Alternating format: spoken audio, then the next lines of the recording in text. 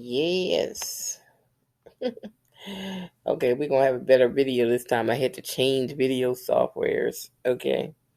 So we changed video software, so the video is gonna be better. It was a software, it wasn't my laptop. Because I was like, what is wrong with my laptop? So whatever, we're gonna do a markup. So y'all can learn how to mark up here. We're gonna do a simple one. Let me take this off. Okay. So let's say you don't even see this part. I'm gonna push it off the screen. You don't see none of that. You don't even know what's happening over there. Okay. So you want to determine what's happening in here. So you're going to see, you're going to always start with my horizontal lines. I do the basement and I do the ceiling. Okay, that's the basement and that's the ceiling. I start with those, the highest and lowest. And then I work my way up in the middle. It's one here. Oops. We put one here, put one here, put one here, put one on top of here. Okay. We do have one right in here. And then we have one right here. And I think we leave it like it is. So we got all our lines in. Usually I don't put this many lines. I usually try to keep it around the place that it is, which is up here. It's because this is like too much confusion. So as you see, as I put them in here, these are what zones, and you see how it went. It went up to the top. Then it started going down. Then it went back on that zone. Then it started going down to this zone. Then it went back up, went down, and then it went back up. And it went higher this time. It went up to another zone, which is up here. And it went back up there. Because the market keeps doing the same thing. So if I go back in time on this, let's go back. Let's go back. Where we at? We're on the hour chart. Let me go on a 4-hour chart. If we go back, you see it's been there before. It's been up to the top before. It's been there before. It was there on September the 20th. It was at that same spot that it's at right now. So we go back over here, and here it is, November the 26th. It's at the same spot. So the market does the same stuff. That's why you go back in time to see what it did before, because that tells you some things, like what it's going to do again. So this whole run up right here on USD CAD was inevitable. It was an inevitable run up because it did it before. What comes down, it must come up. That's it. Right there. Follow the trend. So if you was trading, okay, let's take all the lines off. Let's start with a trend line. And let's put the trend lines in. And if you was trading this and you put in your trend lines, it's a 4-hour chart. So each candlestick is 4 hours. So only 2 candlesticks make up 8 hours of the day. Okay, so this was a long, let me get the measuring. I'll tell you how long this was. This was 22 days, 20 hours. It was going up. It was just going up. So look at it this way. If you had enough money in your broker and you want to ride the trend, and y'all hear me say that all the time, trend is your friend. Trend is your friend. Trend is your friend. Then you can ride the trend. So let's say you had $1,000 in your broker. Okay. That's what you get. $1,000 in your broker. Then you went in on this trend and you put in some trades. Let's say you traded, let's say if you got $1,000, you can do $10 a pip. You can, and you can do like 3 lines of it. So let's say 3 lines, $10 a pip, because you have enough in there to cover the ups and downs. So let's say you did, so that's all together, that's $30 a pip. Okay. So you did 3 lines at $10 a pip. And you left it in there. So let me go back and see how many days was that? It was 25 days. I can't see the pips. Let me move this down. Okay, it was 414 pips. Let's just say, for the sake of it, 414 pips, and you was doing $10 a pip, and you just left the trade in there. 414 pips times 10 is $4,140 times 3, because you put 3 lines in, it would be $12,420. So with that trade, you would have made 12,000. Wait a minute, let me write this down. 12,420. So let me get my little thing. 12,420. So that would have been 12,420 made on that trade, if you left that trade in without taking it out for those many days, because you was riding the uptrend. What did I tell y'all about? The trend is your friend. That was an uptrend. Okay. So you was riding the uptrend. You didn't care when it went down on days. You didn't care, because after all, if you came in down here, rather it went up, down, up, down, up, down, you still would have came out up here, and you still would have won the trade. You still would have won $12,420. It's still there, okay? So, but you didn't have to come in and out the trade, because you actually had money in your broker. So as it was going up here, you made money. Then it came down. You lost some money those days. And then it went up. You won some money those days. You lost some money those days. You won some money those days. You lost a couple of days a day. Then you won some money. Then it went down a little bit. You won some money. Then it went down, and then it went up.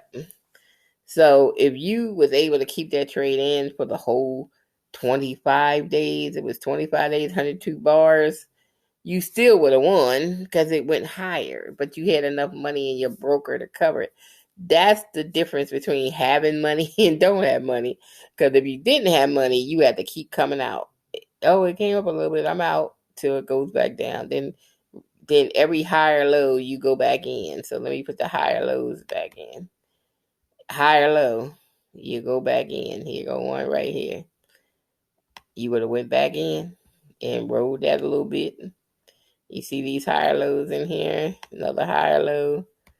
Another higher low. Every time you see a higher low, you go back in. Higher low at the trend lines. Higher low. So you can go back in. So if you had rolled that and right here, you probably would have went in, because it was a higher low down here. Yep. And you would have rolled that up for those many days. That's how much money you would have made on that trade.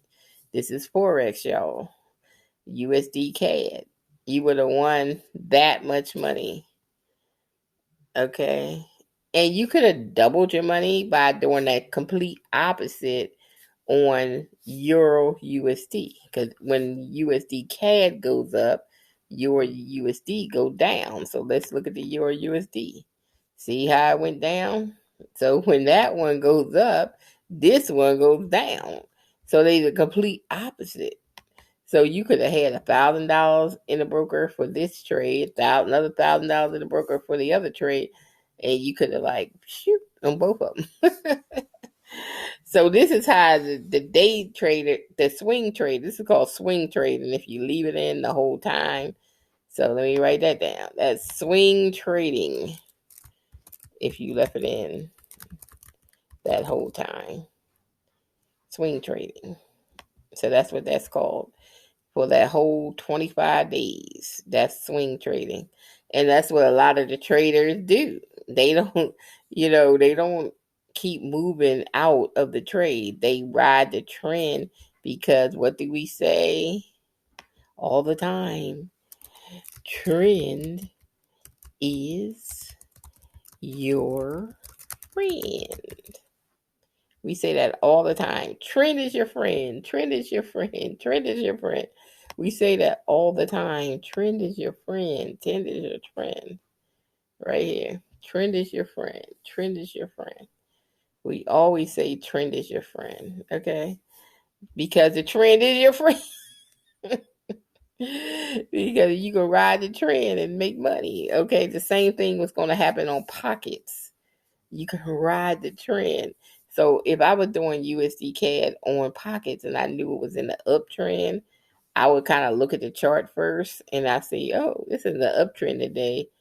You know, even you could see it from the trend line. Like if I came on the chart and it was coming up right in here, I was like, oh, this is going up today. So let me go to pockets and we're gonna do just buys, okay? Because we know it's going up. If I came in and it was going down that day, then I was like, okay, we doing sales today because it looks like it's going down. So you can use TradingView for your hot pockets when the markets are on. Right now, the markets are off because Forex goes off on Fridays at 5 o'clock. And they don't come back on until Sunday night at 7. Asia market starts. So you have like 3 markets. I mean, well, we might as well say we have the first market of the day would be Asia at 7 p.m. And then we have London at London's at 3 a.m. And then we have New York session. And New York starts at 8 a.m. So those are like the main markets right there that we trade on. Oops. Those are the main markets that we trade on, and that's what we trade on. Asia, 7 p.m. London, 3 a.m. And the markets with the highest volumes is London and New York because they overlap. Because London don't go off to noon, so it's overlapping with New York. So it's a lot of volume in the morning. That's why you see people up early in the morning because it's a lot of volume in the morning on the markets. Okay. So Asia, we usually play the JPYs, USD JPY, all JPY, the British pound, GPB, JPY, that stuff is on the Asian market, London market, but Euro USD, and GPB stuff and on that market. But yeah. So, you can do a simple markup to trade. It's not that difficult because I'm only using trend lines and a higher high, higher low on this example. That's it. I'm just using trend lines.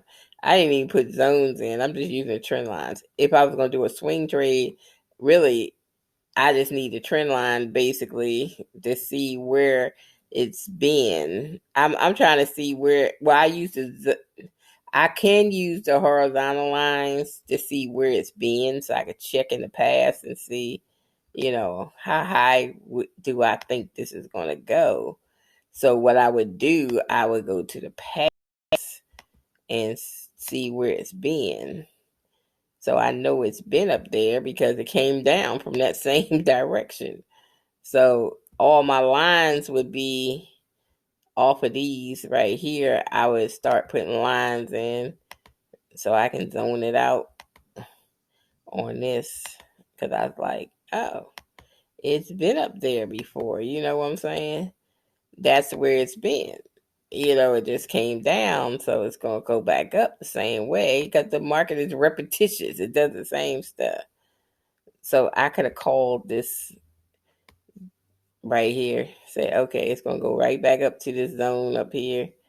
And that's what it did. It came right back up after it consolidated, after it came down. You see that consolidation right there? It came down, it consolidated right under this zone right here. It just consolidated until it broke out. And then the breakout, it came up to this zone, and then it consolidated some more, and then it finally broke out of it. So, and that's what happened. So after you see a long consolidation, it's a sign it's going to be a long, it's going to go up a long way or down a long way.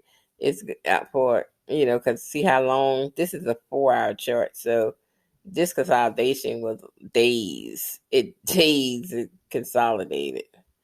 Days and days, okay, on this. And then it finally broke out of it. That was days. So usually when I come, I look at the daily chart and I can see what kind of trend it's been in. And if I look at it, let me go back to the beginning. I can see it's in an uptrend, because I can go back. These are dailies, so you see this in an uptrend right now. Well, all this writing's right here, but you can see it. It's in an uptrend. Then I go to the 4-hour chart and check it out. Then I go to the 1-hour chart and see what's going on the 1-hour chart, and it was going up. And then I go to the 1-minute chart for my entry.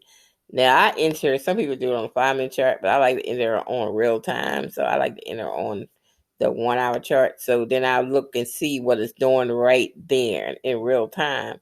Like it could be going down like 1, 2, 3 minutes. I don't want to enter when it's going down for 3 minutes.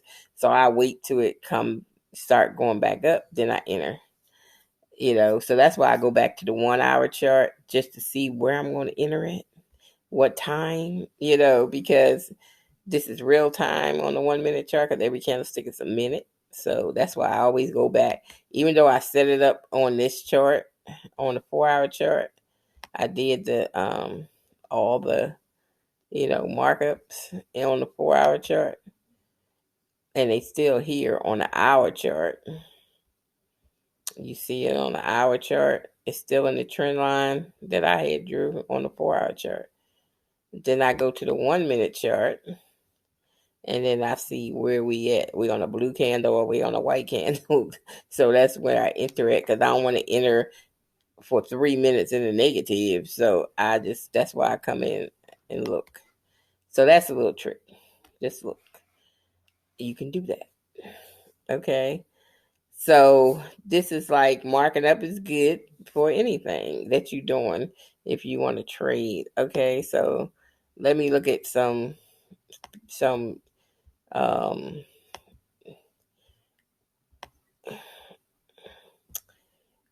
this is where the guy was saying on the video today they wanted BTC to be at 53,000 a day. The whales, the people with money. So this is where they want it. So this is a little okey doke trick. They want it here for a reason because some option calls came in a day or something, and they want to buy it. All the whales gonna buy it 53,000, and then because the month of December, it really supposed to be the powerful bull market, so it's gonna shoot up for the month of December. So, yeah, that's what's going to happen. So they're going to buy. See how it's consolidating a little bit in here? This is because he said Monday or Tuesday is going to shoot up. So this is why I was telling people, if y'all going to buy some crypto, just buy the daggone crypto now. Because you got reds right now. This is when you're supposed to buy when this stuff is red. Everything is consolidating right now. Everything is just consolidating. Even SHIB is consolidating at 3,800. So, everything is consolidating. That's a sign that this guy is right, it's gonna blow up. See, we buy on red markets because the price is lower. You don't sell on red markets, you buy on red markets. So that's why we buy on red markets. So if you got some extra money, go buy you some crypto. Okay. So anyway, that was the market video. I know the other one I did earlier was choppy. So that's it. So let's go look at some, since we doing the video, let's go look at some options. This is not my, let me see. Did I just cut the video off? Oh my God. I just cut the video off. Okay. Did I just cut the bit? I hope it saved my video, man. Come on. I hit the wrong damn button.